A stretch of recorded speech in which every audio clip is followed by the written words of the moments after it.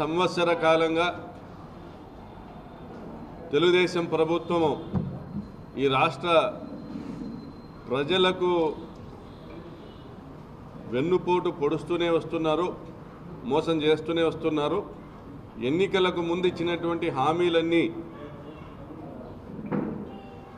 నెరవేర్చకుండా ప్రజల్ని మోసం చేశారు, వంచినారనేటువంటి ఒక బాధ వ్యక్తమవుతున్న తరుణంలో, వెన్నుపోటుకు గురైనామన్నటువంటి బాధ ప్రజల్లో వ్యక్తమవుతున్నటువంటి తరుణంలో మా ప్రియతమ నేత జగన్మోహన్ రెడ్డి గారు ఈ నెల 4వ తారీఖున రాష్ట్ర వ్యాప్తంగా వెన్నుపోటు దినంగా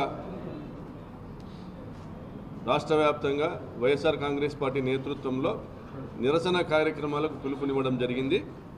అదేవిధంగా రాప్తాడు నియోజకవర్గంలో కూడా ఆ రోజు ప్రజలందరినీ కూడా సమీకరించి బాధితులందరూ కూడా ఈ సంవత్సర కాలంలో జగనన్న ఇచ్చిన పథకాలను అవి కూడా పోగొట్టుకున్న బాధితులందరినీ కూడా ఉద్దేశించి మాట్లాడడం జరుగుతుంది.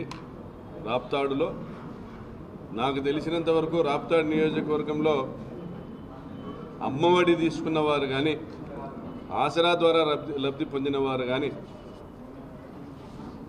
రైతు భరోసా ద్వారా లబ్ధి పొందినవారు కానీ, చేయూత ద్వారా లబ్ధి పొందినవారు కానీ, నేతన్న నేస్తం ద్వారా లబ్ధి పొందినవారు కానీ వేల సంఖ్యలో ఉన్నారు. ఈరోజు వారికి దిక్కు లేదు, దారి లేదు, తెల్లు లేదు. జగనన్న ఉన్నప్పుడు నెల నెల డబ్బు తెచ్చేవి, కుటుంబ అవసరాలు తెచ్చేవి, వ్యవసాయం నేతన్నలు కూడా అద్భుతం ఇచ్చాడు.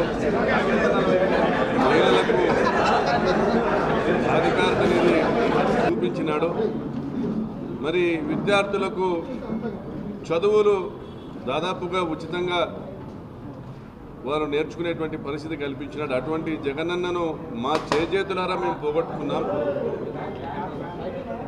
అందుకు ఈరోజు బాధపడుతూ ఉన్నాం. ఈ వెన్నుపోటు నాయకుడు, వెన్నుపోటుకు బ్రాండ్ అంబాసిడర్ అనేటువంటి చంద్రబాబు నాయుడు గారి నేతృత్వంలో రాష్ట్ర వ్యాప్తంగా ఇబ్బంది పడుతూ ఉన్నాం. ఇటువంటి బాధే కాకుండా గత ఏడాది కాలంలో రాష్ట్ర వ్యాప్తంగా 390 మందిని హత్య చేయడం జరిగింది. 390 మందిని వైఎస్ఆర్సీపీ నాయకులను, కార్యకర్తలను హత్య చేయడం జరిగింది తెలుగుదేశం పార్టీ గూండాలు. మరొక 376 మంది పైన హత్యాయత్నాలు చేయడం జరిగింది.